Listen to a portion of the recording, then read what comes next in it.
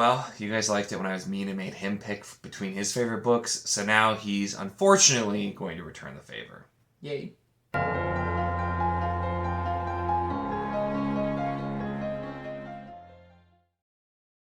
Hello and welcome to my channel. I am joined today in person by Andrew from Andrew's Wizardly Reads, who I'm sure you're all familiar with. But if you're not, I definitely will have the channel linked below. Check it out. I've visited his setup before, but this time he is here in mine, and we are doing the flip side of something we did one time when I was visiting him, where he picked 14 books from some of my favorite series, and he's going to put them head to head and make me choose between my favorites, and we're going to see which book comes out victorious. I can see a lot of them, and this is going to be really interesting, because there's some, I randomized it, but also I selected some. I put very little effort, so we're just going to see how much this hurts. It's gonna be interesting for sure. I'm excited. All right. So with that, what do we have up first? Okay, well, so just what's right in front of us. This isn't in any particular order. We've got Howard Andrew Jones, Lord of a Shattered Land. It's a great book. And we've got The Count of Monte Cristo by Alexander Dumas. I know for a fact that Nico loves this book. See, that's just rude, because this is my default answer of what's my favorite book of all time, so he's trying to make me have to choose against it. It's fine. I'm gonna have to put a no books were harmed in this video disclaimer on here. But I do love Lord of a Shattered Land, fantastic book, but I have to pick Monte Cristo because I love that book so much. Out in the first round. You did that on purpose. I did. You absolutely did. I did. Howard's gonna be mad at you. I'm sorry. Tisk. But you're losing to Count of Monte Cristo, though. That's pretty good. I'm just saying, that was rude. It's one of the great novels of all time. I mean, come on. Next up, we've got Raymond E. Feist's Magician. Great copy. I've got the Grimmo Press version of that one, but I still like it. It's the same art.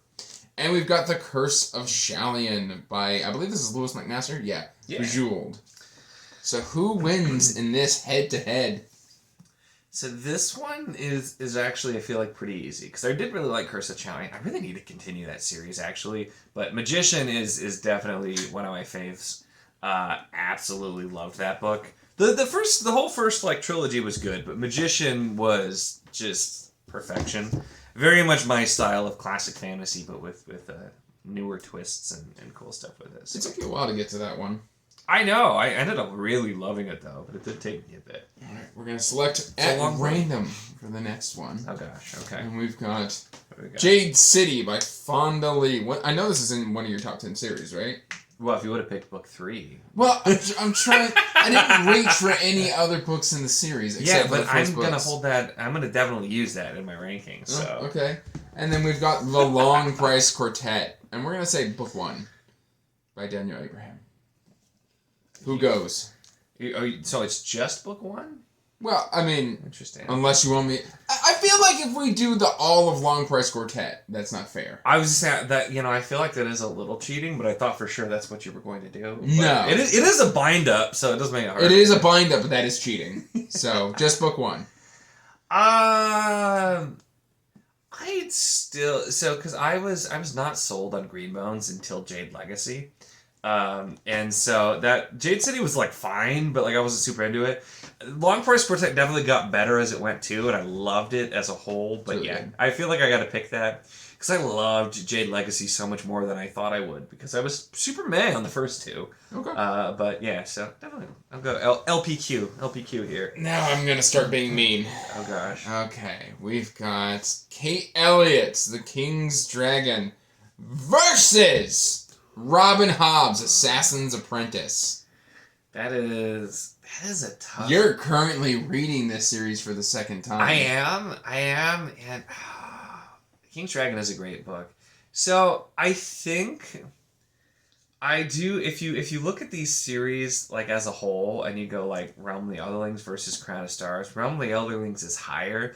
But when we're going book 1s, I'm actually gonna go King's Dragon because Evie's gonna be mad at you. Well, if you would have picked Royal Assassin, then this would have been no contest. But Granted, I haven't reread Assassin's Apprentice yet. I think I'm going to enjoy it a lot more, but when I first read it, I was like, this is like good, but like, what's the big deal here? And then I read Royal Assassin, I'm like, oh, my heart. And then I was like so into it. So I fell in love with book 2. I also actually, book 2 of Crown of Stars is really, really good too, but just going from first book, I'm going to go with that, so. Okay. Surprising revelation here, but I'm holding on to any technicalities of him not choosing my favorite books in the trilogy series, whatever. I'm holding on to technicalities because I'm going to need them, so. We've got Deathless Beast by Andrew D. Meredith. Ooh. A great, great friend of both of ours. Yes. And then we've got David Farland's The Rune Lords. Ooh. That's actually an interesting combo because they're both super different. Those same pages are beautiful. That is really beautiful. I haven't actually looked at those that much. I didn't even know those were in there. I'm finding out new things. But sorry. We gotta show the rest of the class, Andrew. No! Did you bring enough end pages to share? Look at that. I didn't know that was in there.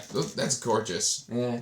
See, I do. The whole reason I picked up the series, we were actually just talking about this. This is totally an aside, but it's because I randomly saw book 4 in a library sale and immediately just picked out Daryl K. Sweet just from the art. And so I'm like, yes, I love the art of these so much. So Rune Lords, I did just read for the first time last year, and I think it's a really underrated series, and I really enjoyed it a lot.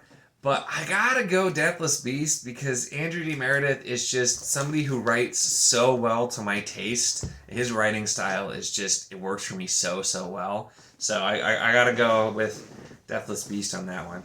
Alright, now we've got The Dragon Bone Chair by Tad Williams versus The Will of the Many by James Islington. Oh, that is weird. I did Will of the Many. I've read a lot sooner. I loved this book. I was just kind of blown away by how much I loved it. But how can I not pick the Dragonbone Chair? Because I've read the whole trilogy, obviously, but I love the series so much. It's so high up in my top. That was really mean. I love Will of the Many. I complained at you so hard to get you to read that, so you know how I did read it. I know you did, but you know how much I love that one, and like Dragonbone Chair though is I gotta pick. And now for the meanest selection of all. Oh boy, we've got Robert Jordan's The Eye of the World versus Janny Wirt's Curse of the Mistwraith. This I did on purpose. I was gonna say that is a very mean matchup. Right so here? You're pitting the long time for like, you know, almost 20 years favorite series versus the new favorite series against each other. This is hard. Now the only thing that makes this easier is that it's book 1s, because if you've heard me talk a million times about Words of Light and Shadow, you'll know I fell in love with the second book. I really liked the first book. But since we're going first books, Wheel of Time was an instant hook with book 1. So we're on the technicality. Wheel of Time gets to actually win this round. Even though Words of Light and Shadow has taken over as the #1 all-time series. So with that revelation out of the way, we're going to do our final one. And that's going to be Malazan, Book of the Fallen, Gardens of the Moon. It's been a while since you read this. Or The Blood of the Spear by Mark Timoney. Great book. So these are very different. But they're also kind of similar. They're both kind of complex. There's a lot going on here. I will say, Malazan is one of those series that, in retrospect, I appreciate so much, and I definitely recognize everything it's done, but in just enjoyment, Blood of the Spear is getting this, because I had a lot more of a fun time with Blood of the Spear than I did with probably any Malazan book. I had an interesting time reading those, so that's what we're going to go with. Now, you would think that I'm going to select them the way they've fallen. Oh, right? No, I'm sure you'll make it extra. So this is for round 2. This is the next bracket. Oh, Lord. We're going to take Raymond Feist's Magician versus Dragonbone Chair by Tad Williams. Who takes this? Oh, see, that is... this one is actually really hard because my gut reaction is definitely Dragonbone Share. However, that's book one in a series, and this is like a complete story. It 100%, and that's what makes that so hard because I loved this as a complete story. Like as a first book in a trilogy, Dragonbone gets it, but I'm like, Are you gonna give it to Dragonbone? I don't know. Ugh, I might. You can give it to Dragonbone? I You gonna give it to Magician? I What still, are you gonna do? I still think I am because I Dragonbone? I think Dragonbone. Oh gosh, Knocking out that one. All right. That was. Okay. I loved both of them so much, and for very similar reasons. Is the thing. I think I'm just latching on to Tad Williams. His writing makes me really happy, and so that was. That's fair. I think that's where I'm going with. This is getting harder and meaner. Blood of the Spear versus Deathless Beasts. Ooh, battle of the self-pub authors Ching, ching. who write very specifically to my taste. Ready, set, So, fight. Doom, doom, doom, doom. I think here, and this it might be partially biased, especially because I've read the next multiple entries in collation, but I think I gotta go Deathless Beast here. Deathless Beasts. Both excellent books that I really really enjoy, but I think Deathless Beast is gonna edge out a little bit there. We've got The Count of Monte Cristo I know exactly versus what he's doing here. The Eye of the World by Robert Jordan. Who takes it? I feel like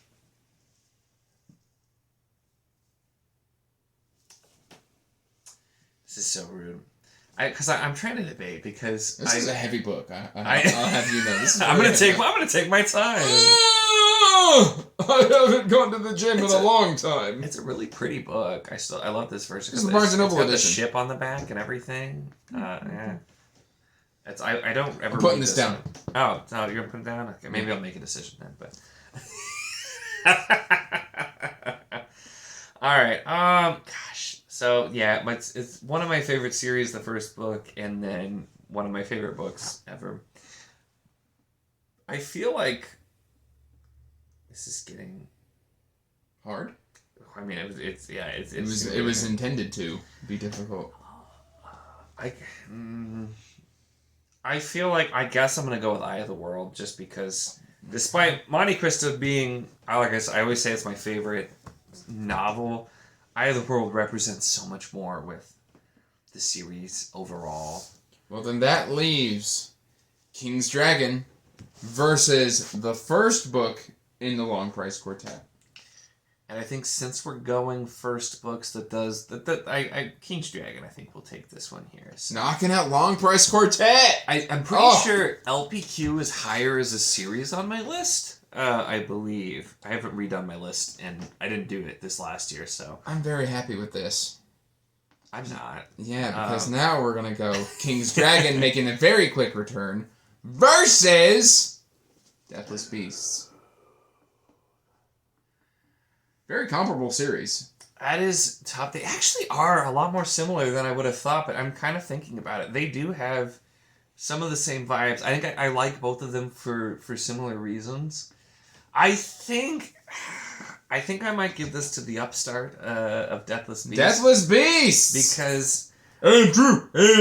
I love the series so much, and I feel like once it's done, I feel like it'll end up higher than Crown of Stars, despite me liking Crown of Stars, just kind of with where it's going. But I never thought about how similar they are, so maybe I need to start browbeating Andrew D. Meredith to read Crown of Stars, too. You should. So, I got him reading Words of Light and Shadow, so... Nice. He's been enjoying that. Well, you can clearly see right before you what you now have to do. We've got The Eye of the World versus Dragonbone Chair. It's just... That gorgeous Michael Whalen art. It is beautiful. And then this one's... I don't know who the artist is. Is this Sweet? Well, it is. This is just the changed version. Yeah. Which I'm tempted to, just because I actually don't like this particular version. Yeah, neither did I. I got it for $12 on Book Outlet. And my other version is Barnes & Noble Leatherbound. I actually didn't have a regular copy, so that's the only reason I have it. But And this has got ravens in it, doesn't it? Yeah, which Ravens is awful. I don't care about ravens, so...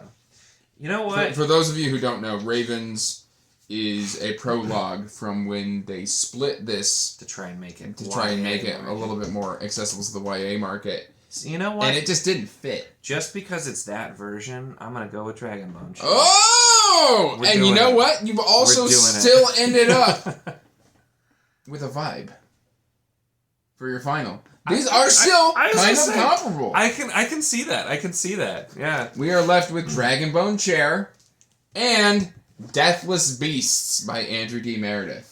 And these both also, it is interesting thinking about some of my favorites and comparing in ways that I haven't before, because like the beginning of Dragonbone Chair, they just kind of were like, we're there just doing stuff. Yeah. Andrew D. Meredith does have a style that does that pretty good. But I'm sorry, Andrew D. Meredith. Unfortunately, I gotta give it to Tad here. Tad Williams, hold up your victor! This book, I do love this book so much. This did not go quite the way I thought. I had a lot of technicalities to make my decisions here, but I'm happy with this. I love Memory, Sorrow, and Thorn. Love this book. The writing, I love the art in general here as well. I love the original art for these. I actually like Stone of Farewell even more, though. This is actually my favorite cover of the series. But look at that.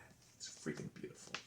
You're welcome for this copy, by the way. I know, yeah. It's this one. It's very hard to get a hold of. I got this from Andrew, and then I have copies of the other. I got the Grim Oak Press edition, and I was like, there's no point. And because Nico didn't have a matching set. Yeah. And I was just like, you know what? Like, so it worked for me, because I probably wasn't going to end up with a copy of this otherwise. But it is pretty, but...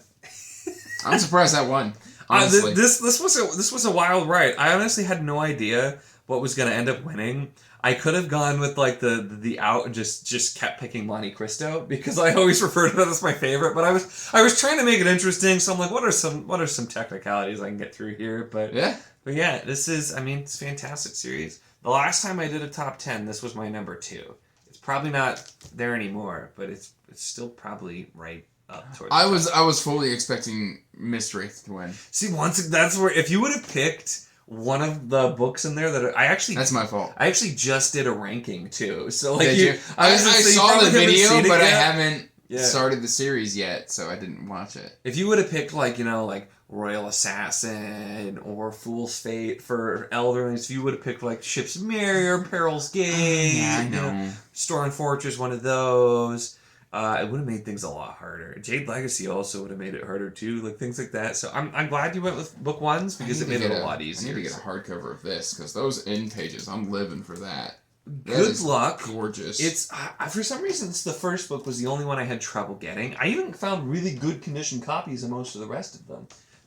This first book was difficult, but it is really pretty. It's a good series that you should read too. So. I've got it on my list to start in June. Okay. June? April, May, June. Well, maybe we'll include that on a little video that might be appearing on your channel at some point. Maybe. Who knows? We'll see. But it might be out by June. We'll see as well. But, yeah, right. But anyway, I think that's it for this one, though. So as always, make sure to give the video a like if you enjoyed it. Check the link in the description, as always, for the Wizardly Enclave Discord if you want to hang out and chat with us about books, anything, really anything at all. It's a lot of fun. We'd love to have you. And, of course, if you enjoy my content, make sure to subscribe. Make sure to subscribe to Andrew as well, and enjoy all of his content as well. But that's it for this one. Bye, everybody.